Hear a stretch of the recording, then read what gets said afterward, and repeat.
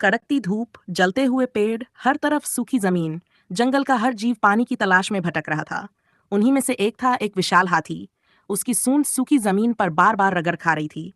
उफ, इतनी गर्मी! पानी मिलेगा भी या नहीं? वह हाँफते हुए। कड़कती धूप, जलते हुए पेड़, हर तरफ सूखी जमीन। जंगल का हर जीव पानी की तलाश में भटक रहा था।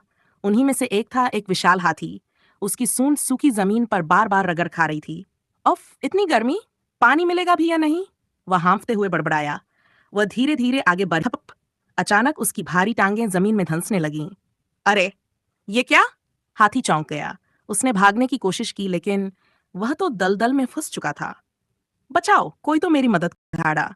वह जितना निकलने की कोशिश करता, उतना ही और धंसता जा रहा था। हे भगवान, मैं यहां से कभी नहीं निकल पाऊंगा।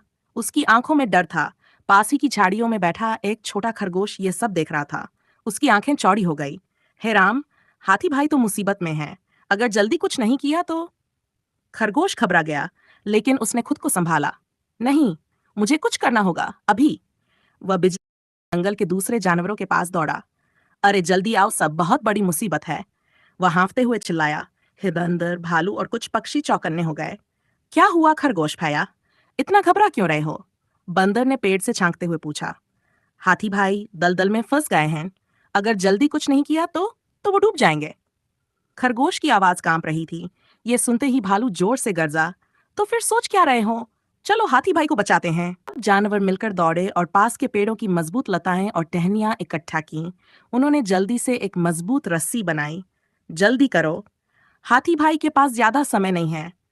खरगोश ने बेचैनी से कहा। रस्सी हाथी के चारों ओर डाली गई।